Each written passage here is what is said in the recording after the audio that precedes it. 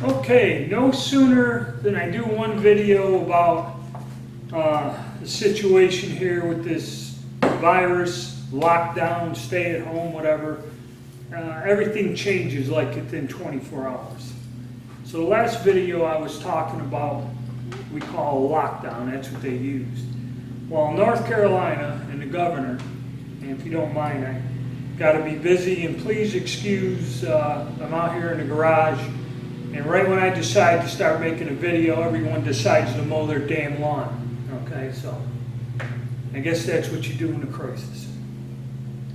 So what has happened is, since I made the last video a day or something ago, my wife's been monitoring the news while I've been busy out here at the garage, whatever, doing little odd things.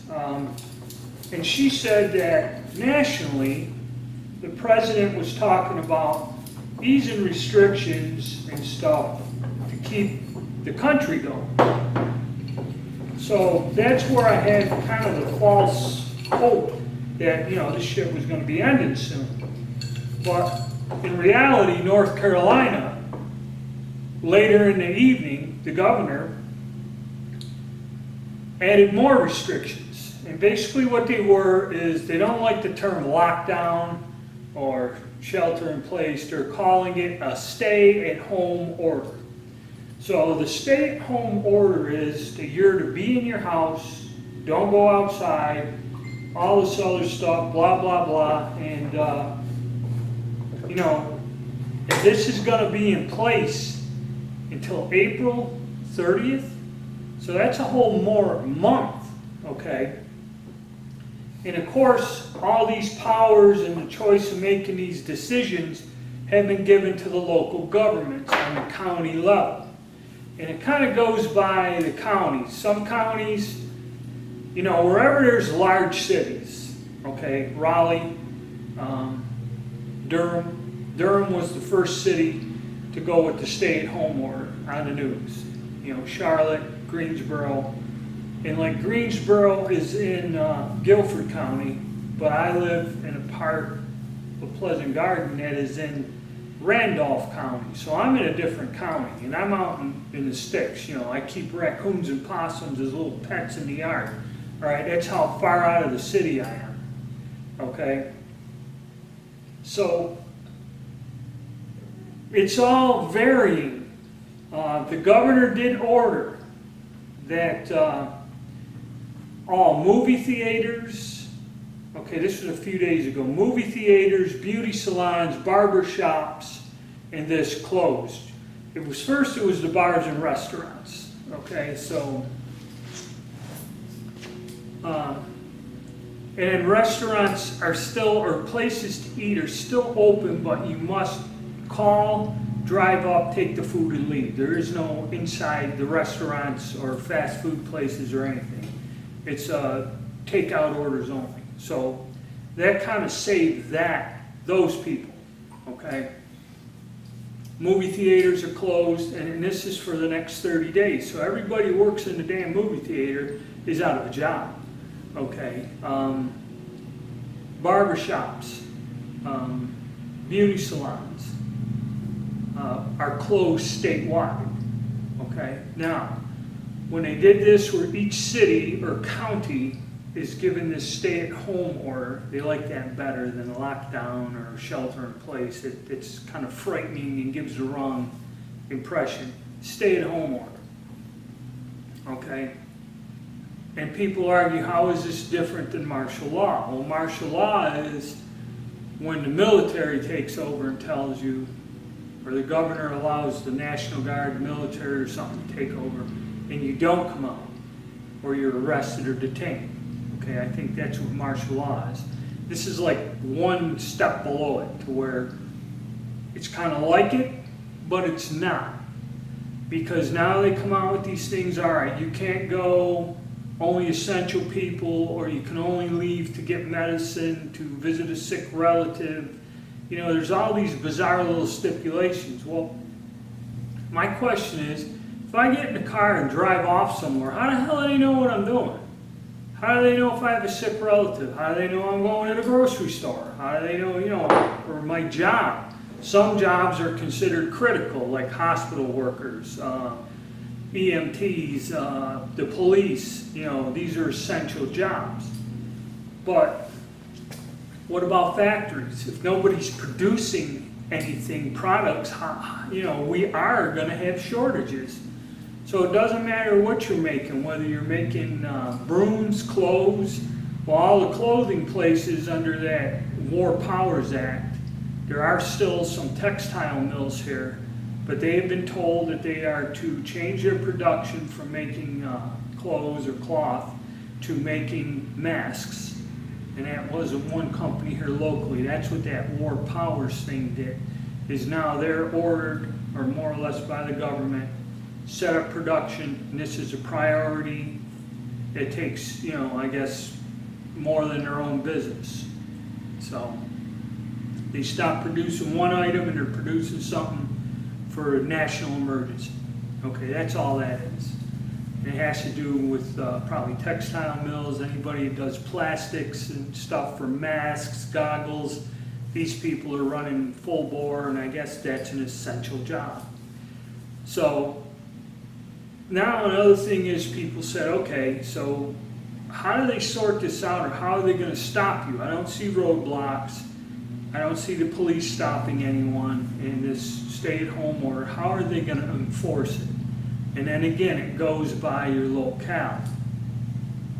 Some counties have put out, look, the sheriff's going to go around.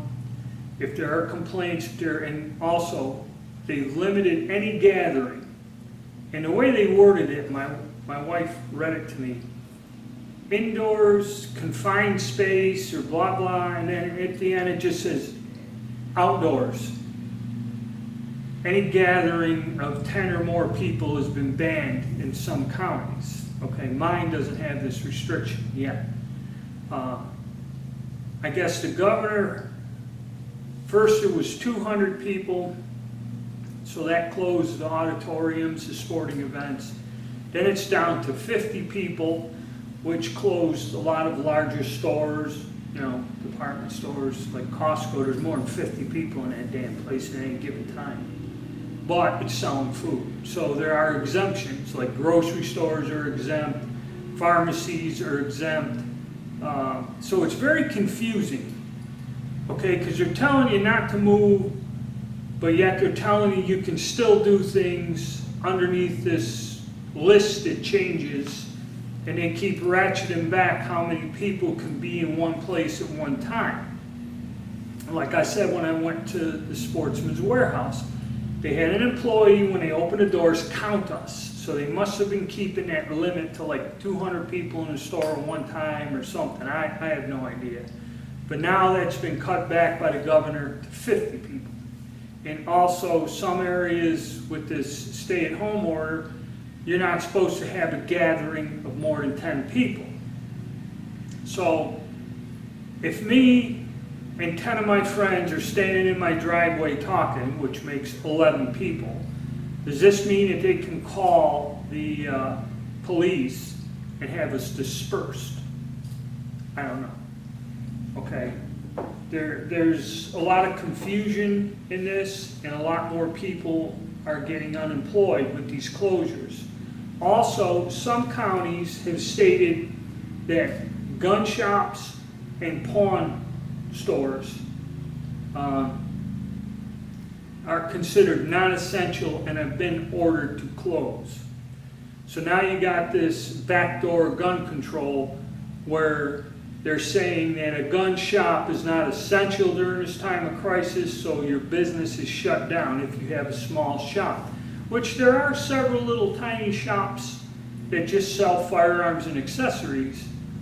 Pawn shops, on the other hand, yes, a lot of pawn shops have a gun counter. Some do not have a gun counter, okay?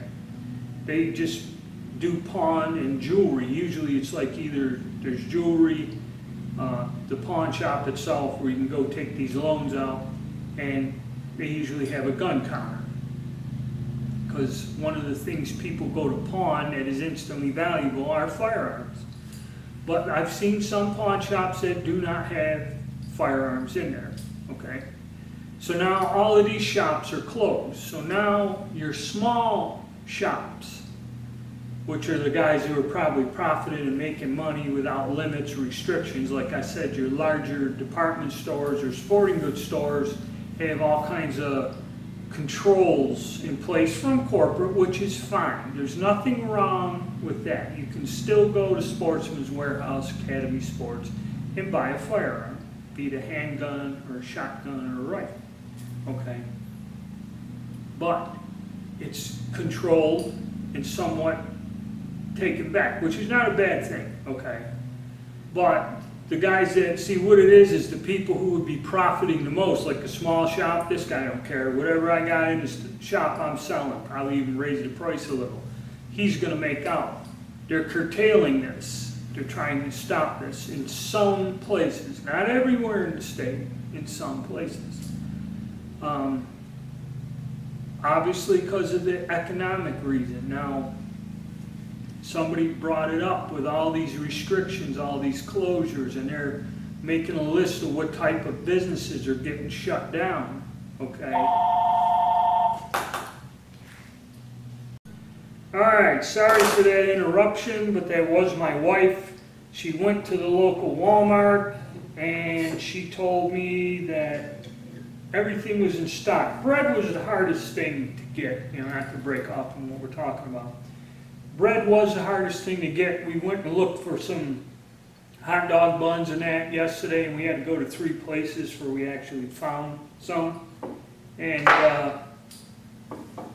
so it looks like there's a shortage, but she went today to pick up some other stuff. And she said the only thing that is missing now is eggs and meat. Okay? She said, where the bread section is, it's full. Everything's stocked up. Canned goods, everything else at the local Walmart is there, other than eggs and meat. Okay? And when you go to the checkout, the woman says you can get 1 package of beef, chicken, and pork. That's it, 3 items. They're limiting you to that. And so, like I said in my other video, give it a few days. She said there weren't a lot of people there. The store didn't have a lot of people in it. And she goes, the place looks stocked up other than a few items, which was weird. When she went there 3-4 days ago, there was no bread. But there was some meat, you know, it was kind of sparse, but it was in there. But now they're limiting you on that. Okay? So it's very erratic. And what it is, with all this confusing stuff going on, like I'm talking about, that's where deliveries and that, and people are just confused. People here are confused. In Europe, you know, I read the comments. There's a lot of people chiming in from other countries outside the United States. It's a total mess. And nobody really knows what's going on. They've distributed power to the local governments. And with resources strained and lacking in all government capacities, I don't know how they're going to enforce this or what the hell's going on and what they're going to do. Okay, because the people who are out of work filing for unemployment, we went to where unemployment was the lowest in 20 years, a couple years ago. Okay, to where now our whole economy is stalled, stopped, and they're given a month, another month. Okay, so that's like 40 more days or something, or whatever, 30, say 33 more days of not being able to go to work.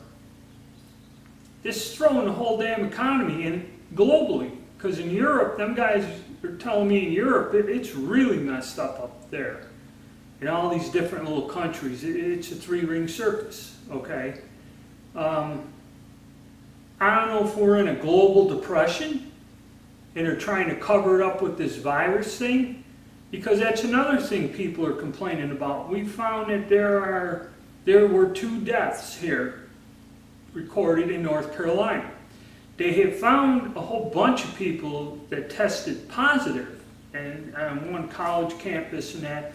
So, you know, there's reported cases of, but this massive Black Plague style death we're not seeing it. And one person that passed was traveling through trying to get to Virginia from another place and became ill, was taken to the hospital while traveling, and this person unfortunately passed away. And they do kind of mumble something about underlying health problems, where these people weren't quite in top physical condition to begin with, okay?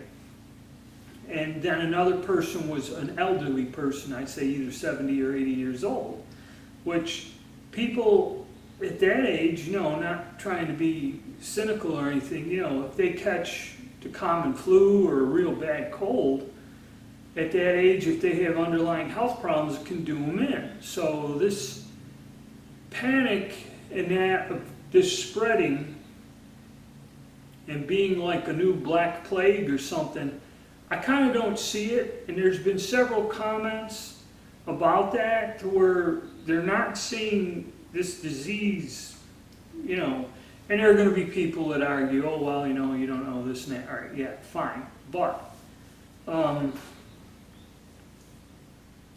you know, it leaves the door open for a lot of these weird conspiracy theories, because there's people out there, there's one or two people that whenever they make a video, they back it up with a link to a news report, and they talk about it. You know, they have some factual information that has been recorded, and you can look it up.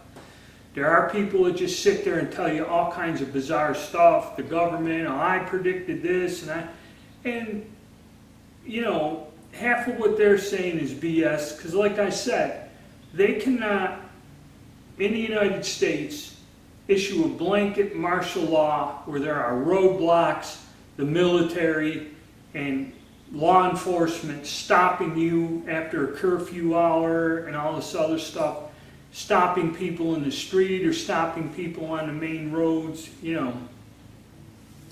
Now, New York, I called home and talked to them, that's a different story. They're all trying to seal off New York City because they're trying to go back upstate to the Adirondacks where they have cabins, camps, and property, and they're not letting them. And then I guess you can't leave New York State. That may be sealed off. Whatever. The Governor Cuomo they got, man, that guy, he's nuts. You know, so there's a problem there. And New York City, again, it's an extremely heavily populated area. Okay? 80% of the people who live in New York State, if you go to the center of New York City proper and draw a 100-mile radius around it, 80% of the population of New York State lives in that area.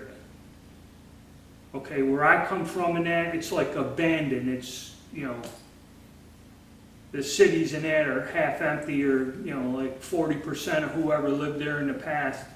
Okay, the rest of the state is destitute and that. So this is where these problems are. You got New York City. San Francisco, another place. San Francisco is a good-sized city, and it's also one of the major seaports and entrance areas for aircraft, shipping, all this other stuff is in San Francisco. So that's another major city. Los Angeles, another one. Another big city, heavily concentrated. San Diego probably comes in second place. Okay, LA has more people there, I believe. I'm not quite sure. I don't want to say that, but all of these major cities, okay, you know, like Atlanta, and then here in my state, Raleigh, Charlotte, Durham, okay, they're not the largest, you know, Durham's not the largest city, but they're cities with a heavily concentrated population, okay? That's the key point, and that's where the restrictions are. So all of this is getting nuts. Economic-wise, I know several people that are out of a job. They try to, you know, because now you telephone in to collect your unemployment. You do all that stuff on telephone or online. I guess so many people hit it a week or two ago, it swamped the servers and shut down the whole website. So now people can't file for unemployment, okay? So it's somewhat of a mess, and it is getting worse. Now on TV, the news was kind of saying, because my wife was watching it, is things are going to get better, and President Trump is thinking of lifting some of the restrictions to get the country back working again. Okay, because this is you know, detrimental to the whole economy. So there's rumors, and it's like they say this and they say that. President Trump saying he's going to lift restrictions, or he heard it somewhere on the news that this is what they're talking about. And then yet my state and other localities are putting more restrictions and confines on people. So it's conflicting. And you know, really, when they come out, this was yesterday, they're shutting down everything for 30 days minimum. Now they're giving you a date. And my wife, I think she was told May 15th is when they may start classes back in the schools, at least in the district she's in. They gave them some sort of date. And these people are totally unprepared for the shutdown of 2 months or so, you know, how they're going to pay the employees. How are they going to teach the kids? How are they going to do this? They're like making this stuff up as they go. They were not prepared for this. So it's causing confusion.